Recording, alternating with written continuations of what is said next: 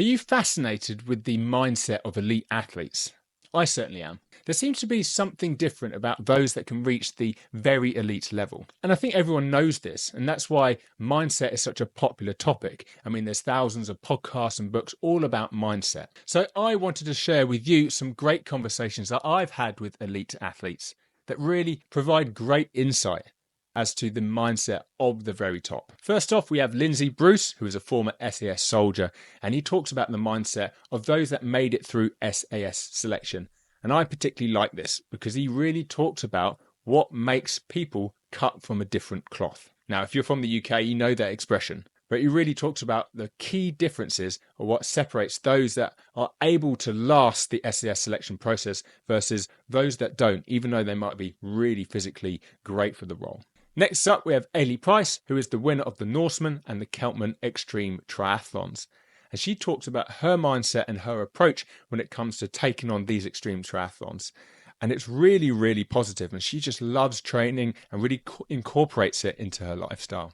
Now, lastly, a little bit different here, but I speak to Greg Williams, who's the host of the Rox Life podcast, a podcast that's purely focused on Hyrox performance. And he's interviewed the top Hyrox athletes throughout the world. And he talks about what he believes is different between those that are winning and hitting the podiums in the World Championships versus the rest. Now, I hope you find these conversations really, really engaging. I certainly did. And if you're interested in hybrid training, make sure that you click the link below for my book, The Science of Hybrid Training, available from Amazon. If you have an SAS selection candidate, like a candidate for Special Forces selection, and they say those words that they are literally giving up on themselves, on the course, then operationally, if you are somewhere in the world where you don't have that option to just say, that's me, I'm going home now, but someone's got that giving up mentality, if that mentality is within there, of they're someone who will give up, then when are they going to do that when it really matters? That's why that's there. And I think it's a really important factor. And that's why the numbers have always been, proportionally to when it comes to the ratio of pass rate versus who turns up on day one, it's a very small percentile of people who get to the end and get badged. And I think it's great that you just came out and said they're cut from a different cloth, because I've been really thinking about this with elite athletes a lot recently. If you look at a number of, I guess, social media accounts where they talk about the qualities that elite athletes have, they talk about, like the discipline, they talk about the openness to change, all of these key things, but they're all very nice. And I just think there's a level of grit. They're cut from a different cloth, which separates them out, which doesn't necessarily mean that, those things are the qualities are necessarily favorable. So say, for example, with an elite athlete, you've got to have a certain level of selfishness, because you've got to have to say no to so many things so you can concentrate on that one goal. Now, that's when people see the word selfish, they think, oh, that's really negative. Well, in the case of being the best of the best, it's not negative, it's necessary.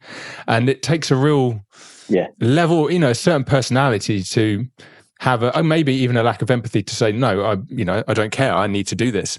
And that's just one element. But I completely agree. I think it's John Kerouac, the author, who talks about it's always the crazy ones. That you need that level above, or you see the world slightly differently compared to everyone else to be able to do things that no one else is willing to do. I mean, I've read the stories of how the SCS was first formed with, I can't remember the names, but there was a particular Irishman who was particularly crazy, and he was a bare knuckle boxer. Yeah. He got like caps for the Lions in the 1938 South African tour. Like, this guy just was a cut above everyone else because he just was willing to go to places that no one else was going to. And you need to be cut from a different cloth to be able to do that. And I think a lot of people want to think that they are that. But if that was the case, then the 0.1% of the 0.1% of the 0.1%, it wouldn't be such a small margin. There'll be loads of people like it. So yeah, I think it's great to hear you say that. It's like a good, strong honesty. It's like, you might have it, well, you might not. Yeah. Or you'd cut from a different cloth. And what happens? And how is that cloth cut? Where is it cut from?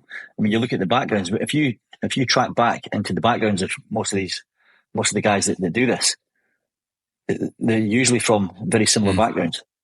and that is usually, when you look at where do the special forces recruit from?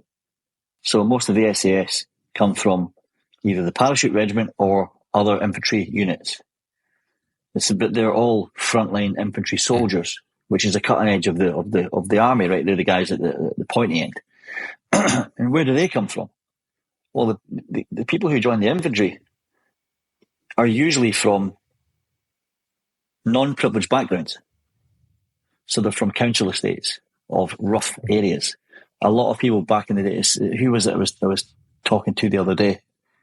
I was talking to someone the other day who was telling me a story about an old school regiment guy. I forget which one it was, so it'll come back to me, but he was pretty much going to go to prison. It was going to be jail or the army. And there's a lot of that back then. There was a lot of guys who just did it because they had nothing else to do, or they were looking at a life of crime if they didn't do something otherwise, and that focused on something more positive. So a lot of it was a bit of a rescue situation for young lads back in the day. So you look at guys who've come from a life of crime or a life of growing up in a council estate, a rough area, and then those guys are the ones who have had to grow up with a certain level of resilience anyway. So the chances are a lot of them get left to fend for themselves when they were kids. They saw some shit when they were young, and they've almost been preconditioned to deal with crap, and so that's like the trajectory. That's the typical trajectory of an SAS soldier. So when you look at what the final product of that is, or the ongoing product, shall we say, from someone passing selection onwards, you just get this character who has never had a life of comfort. They've always had to deal with some level of shit through their lives. So, and that builds layers of resilience that you don't even appreciate or know about at the time, but you have it. And then when it comes to those who start versus those who finish, then it's going through that rinsing process. You're rinsing it out all the time until you're left with the gold at the end, We often see elite athletes or people who are performing in the highest level at whatever it is that they do. We think that, wow, that must be 100% focus on that goal all the time.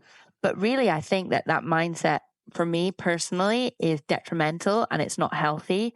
And I think that for me, and probably for a lot of people, a mindset where you're, say, 85, 90% focused on something, but there's still 10, 15, maybe 20% for you to do something else. And it means that you don't lose passion, you don't lose commitment. The discipline is easy because you're not selling yourself every single day, and you don't always have to get the best out of yourself. We see this on social media, oh, I'm so exhausted. I did this, I did that, and now I have nothing left. The tank is empty.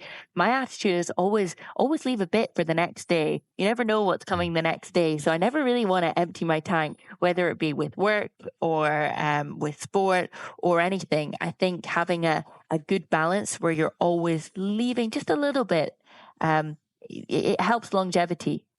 Someone like a Hunter McIntyre, for example, Ryan Kent, all of those athletes, what type of qualities do you think they have which enables them to compete at the top of this technically new sport? There's a number of things. Like, they are all good runners, very good runners, taking into account their strength levels. Now, Hunter is maybe a bit of an outlier in reality. Like, he's a phenomenal athlete. And you could say, well, you've got to be that fast and that strong to compete at the elite level. But there are others that compete at that level that aren't as strong as him. But they are all very good runners. So most of them will have in the elite 15, would have a sub 17 5K on the men's side, sub 19 on the women's. And that scales up like through the 10K and half marathon numbers. That's like the primary thing, really. Like, from a performance perspective, their squat and deadlift numbers.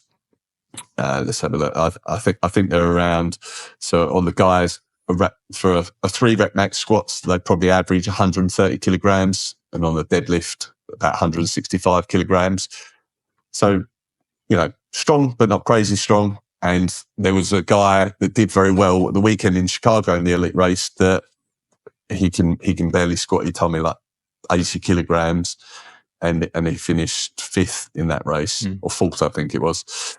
But he comes from like an Ironman background. So he's got the engine. He's a very good runner. He's strong enough to move everything. So yeah, some strength, but not crazy levels of strength. And then there's like the muscular endurance side of things. So one of the slowest runners on the women's side is Miriam von Roa. She's comes from a CrossFit background. I think she's around like the 20-minute 5K sort of mark. So, fairly solid runner, but her muscular endurance is phenomenal. So like she can do like 100-meter lunges in a crazy time. She does the 100 wall balls at the end in like 2 minutes 50, unbroken, no problem.